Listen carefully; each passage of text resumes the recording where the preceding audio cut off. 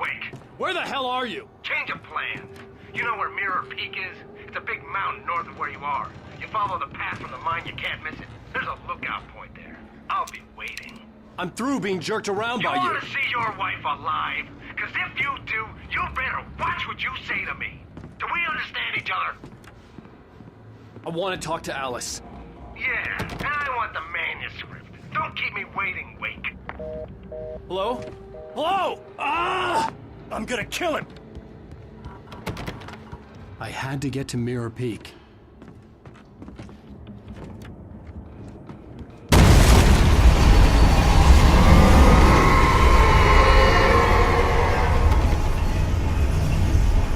It was close. Maybe closer than ever before.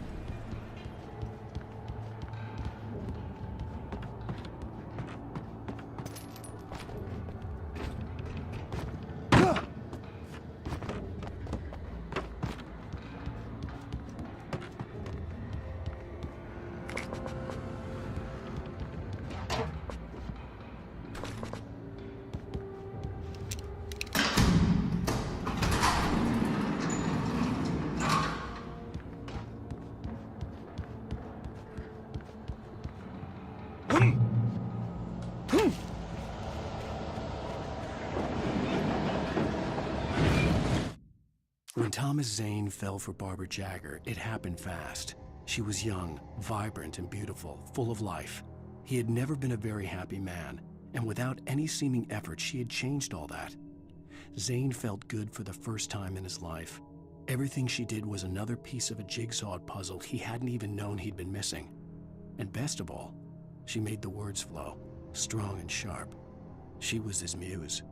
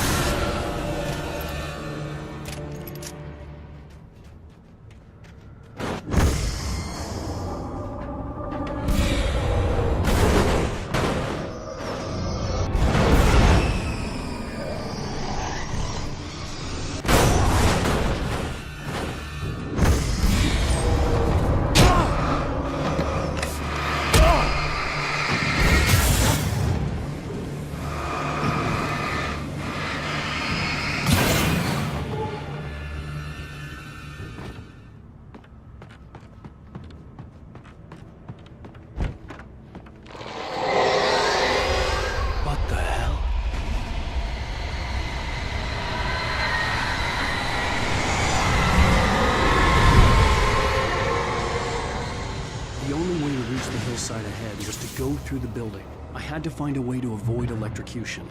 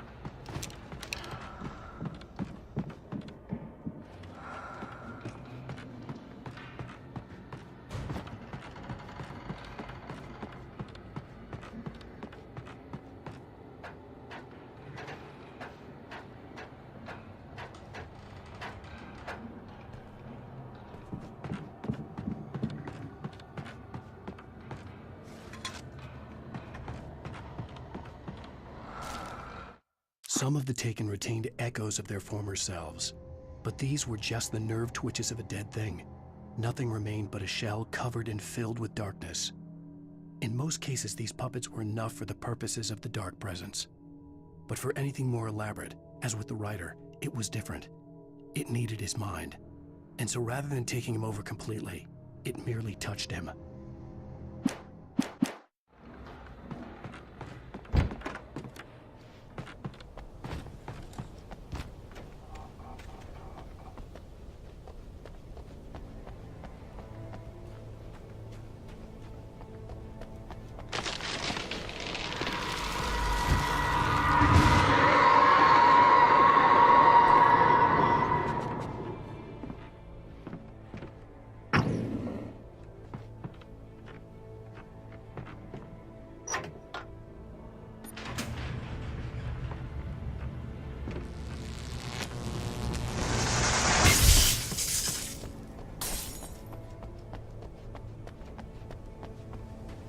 There was no way the flashbang grenades were standard power company equipment.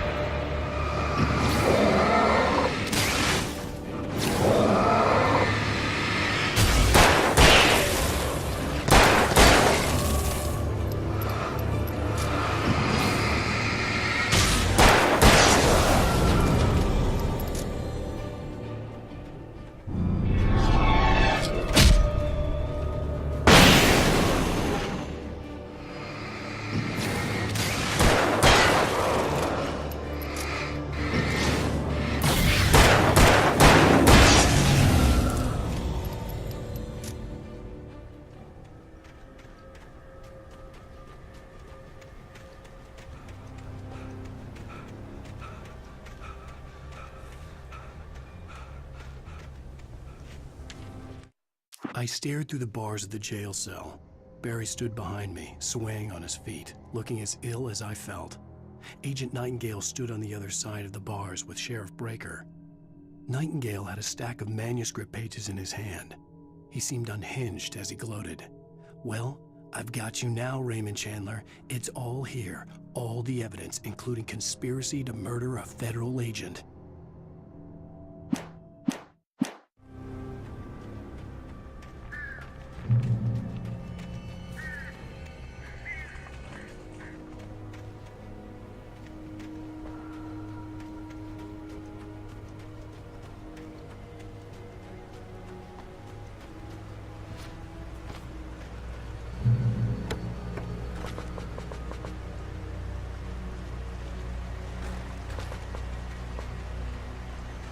I had no real plan. I was going to give the kidnapper all the manuscript pages I had for Alice. If that wasn't enough, I'd hold him at gunpoint and make him talk.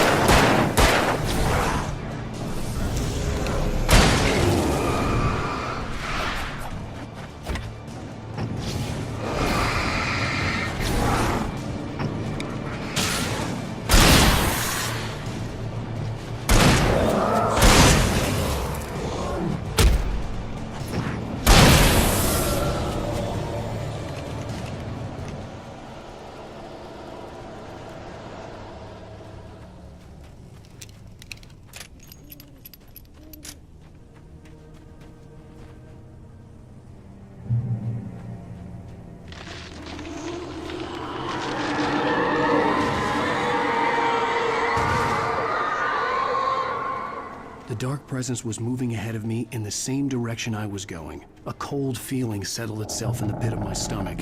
Was it going for Alice? The graveyard shift may cause cancer.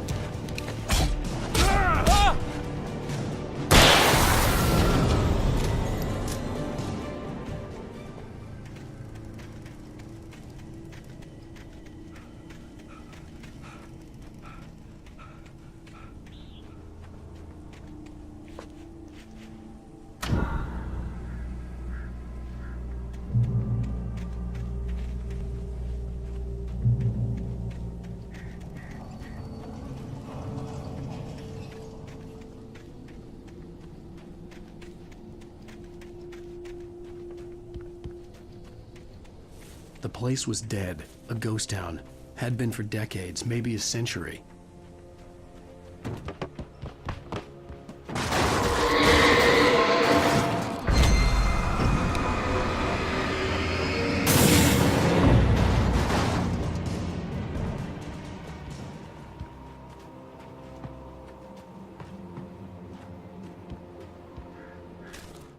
Things were never as simple in real life as in fiction. I had lost count of the times I had wished there'd be a clear reason for my writer's block. Something to fight, something to lash out on. There wasn't. I was filled with doubt. I was nothing like the hero in my books. Alex Casey had gone through his life with single-minded determination, never wavering from his goal. Even now, I was angry at myself. angry at Alice, angry at Barry. I was fumbling and I had no plan.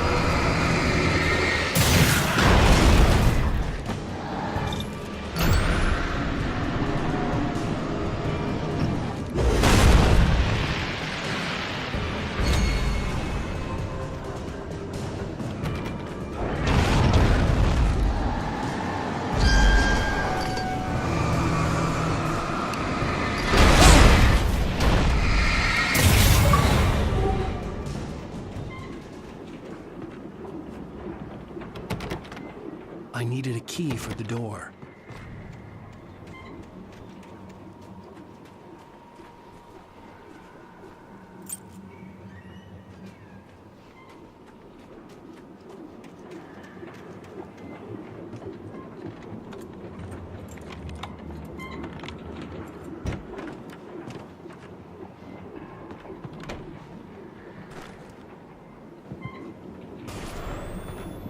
Anything outside of writing is a struggle. I feel ill. I managed to make my way downstairs. There's a shoebox filled with books and papers by Thomas Zane. It's very hard to focus, but I managed to read some of it. He's a poet, and a good one. He writes of muses and creators summoning fabulous things from a magic lake, using his powers to shape the world of a realm of gods and dreams and demons, dark things that wait for a chance to slip through, wearing the flesh of men as disguise. Zane writes about himself, his girlfriend being taken over by a dark presence, about growing scared of the lake. Zane believes it's a mirror to the gaping void of darkness above, where some Lovecraftian presence lurks. I crawl back upstairs. I'll borrow these things for my story. They ring true. They fit.